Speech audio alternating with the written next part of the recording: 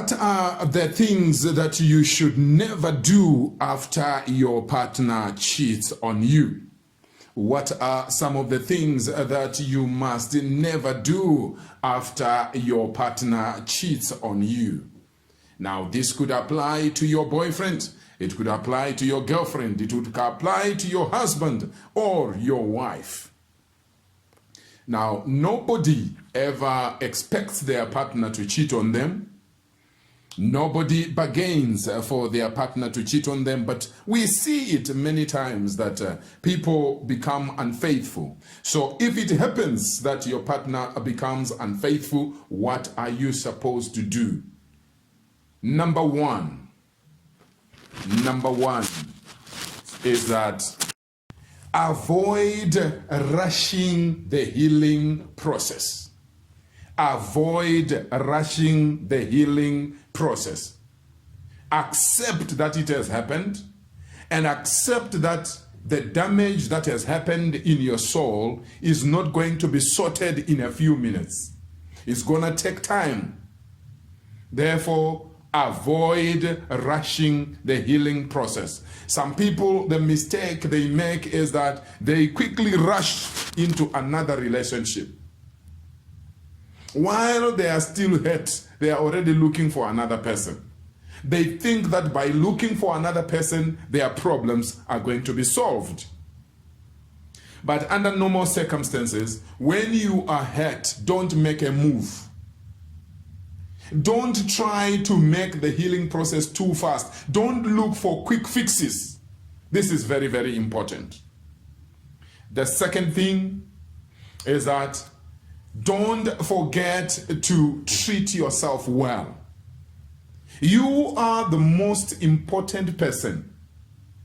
Yes, you have been hurt, but remember to take care of yourself. Some people, as soon as they have been cheated, they start blaming themselves. They start refusing to give themselves care. They don't eat anymore. They don't drink anymore. They don't nourish their body anymore. They no longer nourish their spirit anymore. They no longer nourish their mind anymore. They no longer exercise. They no longer have fun. They no longer sleep.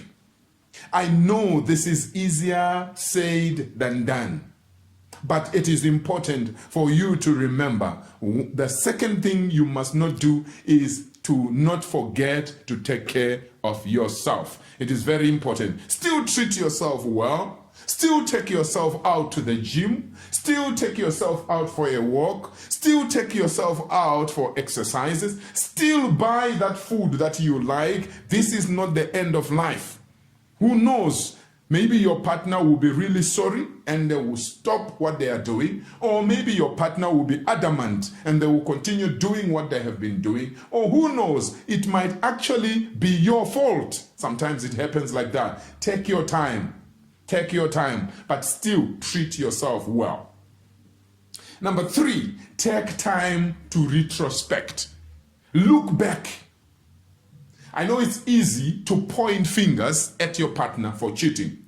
But we know as counselors some cases in which it was actually the woman who drove the men out of their home, or it's the man who drove the woman out of their life. It can be either way. Try to look in retrospect. Try to reflect. What did you do? What did your partner do? What happened? What caused what happened? I know sometimes you will be having all those questions and there's no one to answer you. But it's important for you to be in retrospect. And of course, number 4, don't run away from therapy. Do not avoid help. Look for help. There are counselors around you. There are pastors around you. There are spiritual leaders around you. There are friends around you. There are relatives around you. Please involve them. Sometimes we have a problem where we end up losing our loved ones because they are going through a hard time. They never believed that their partner could, cheat on them. So when it happens, they get so hurt and they want to try and solve it by themselves. No, it's important to seek therapy. Number 5, of course, Don't expect that things will go back to where they were. The trust factor here has been affected. As you are trying to go through this to solve the problem, just remember that don't push your partner to go back to where you were. It's no longer possible. What you need is to think of the way forward. From now going forward, what should the two of you do to make sure your relationship works again? Number 6, do not take what happened for granted. Do not take what happened for granted. Some people get hurt by their partner and they never take time to really think. In many cases, when somebody becomes, a cheater, many times, majority of them never stop. They continue doing it. In Shona, they say, "Shirine muririro wayo hairegedzi," which means a bird does not change the way it sings. So I'm not saying if your partner cheats on you today, there is no hope. But what I'm saying is you should leave room in your heart so that if it happens again, you don't kill yourself. You need to understand that what has happened. Check out for signs that this thing could happen again. Of course, number 7, don't allow anybody to make a decision as to whether you must leave that person or stay in the relationship. Do not allow anybody to make the decision for you whether you should leave your partner or stay with your partner. It's very dangerous for your mother, your father, your brother, your sister, your friends, your pastor, your counselor to tell you what to do. You must make your own decision. The same way that you made a decision to go into this relationship. I've seen quite a number of people. They ask others, do you think I should stay in the relationship? Do you think I should go out of the relationship? I know those questions come because you are hurt. But let me tell you something. You must make the decision by yourself. The same way that you made the decision by yourself to enter the relationship. And of course, number 8, keep the children out of the mess. Keep your children out of the mess. Your children are innocent. I know when you are hurt, it's easy for you to drag the children into this whole thing. Probably because they are the closest people to your heart. You want them to understand how their father has hurt you. You want them to understand how their mother has hurt you. Where possible, please keep the children out of the mess. You are going to mess up the children's minds, their emotions. They are too young to handle matters like these ones. They will begin to perform badly at school. They will begin to have challenges, psychological challenges, emotional problems. They can even have emotional breakdown because you are sharing with them things that are not of their age. Of course, I know if it gets worse and it's unsolvable, obviously you will need to tell your children. But as far as possible, avoid dragging your children into this mess. Solve your issues, the two of you. Imagine you drag your children into these issues and then later on you solve your issues. Do you go back to the children and tell your children again, you know what, sorry, now we are okay? Not only children, avoid involving too many people into these issues. Some people will go on social media. Some will post a video and send to everyone in the world. Imagine when you are now sorted and you are back in love again. Are you going to post another video and say, hey, whatever I told you people, world, we have now changed. We are in true love now. Respect us. How will that work? Avoid dragging your children into the mess. You see, when you drag children into this mess, you are pushing them into a corner to choose who to respect. Should they respect you or should they respect the partner?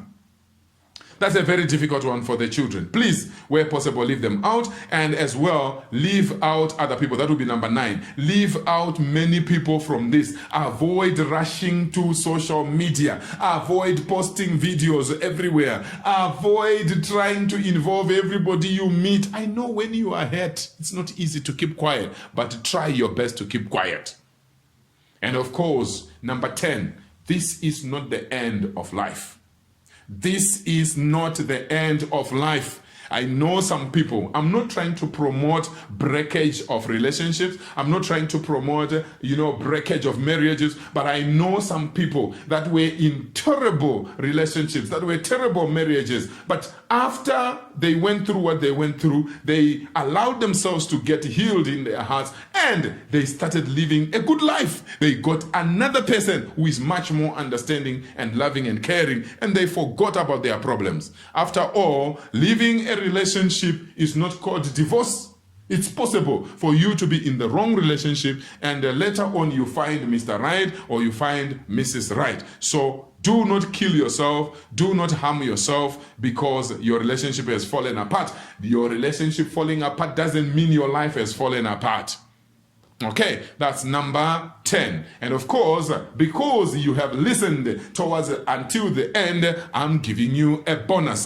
The bonus is number 11. It is last but not least. This is very, very important. I learned this when we were being taught secular counseling. Some of us have an advantage. I've been trained as a spiritual counselor, as a pastor, as an apostle. That's number 1. Then number 2, I have also been trained as a secular counselor. It was when we were doing secular counselor that I was taught together with my wife, Coach Princess. That's where we were taught that you as an individual must learn to love you. You must learn to respect you. You must learn to treat yourself. I didn't know that. I thought, particularly when you're in a relationship or you are married, it's all about your wife, it's all about your husband. You shouldn't expect any bad things to happen. You just hope for the best. And they taught us that even when you are taking care of somebody who is terminally ill, it doesn't mean that you should not have fun. In fact, when there is somewhere where there is some fun happening, you must go and attend that fun. You enjoy yourself. Guess what? When you come back, you will attend to the terminally ill patient better because you have recharged your batteries. Otherwise, if you sit around the person who is terminally ill, if you sit around the person who is in trouble, and you yourself also become troubled, who will help who? So I learned from them that even as you are hot in love, you love each other, leave a gap. In case something happens, remain you. Remain you. Love yourself. Without your partner, you must have a life. I didn't know that. I learned that from the course that we were doing for counseling. I don't know what you think about it, but this is my number 11. It's the bonus. Even before cheating or after cheating or whether you are in a relationship or not, learn to be yourself. Learn to love yourself. Learn to accept yourself. Learn to give yourself nice time by yourself. Enjoy life. It's like that even when your partner dies, for instance, or your partner decides to leave you, or your partner decides to cheat on you, you still have confidence that you are a human being, you are important, you are special, you can continue with life. Thank you so much. Remember to share, to comment, to like, and to subscribe to my channel, Dr. Wilbert Mutoko, on YouTube. Dr. Wilbert Mutoko. And then on Facebook, we have a Motivation with Dr. Wilbert Mutoko page. It's a page on Facebook called Motivation with Dr. Wilbert Mutoko. Please follow me on Facebook and of course, subscribe to the YouTube channel. God bless you.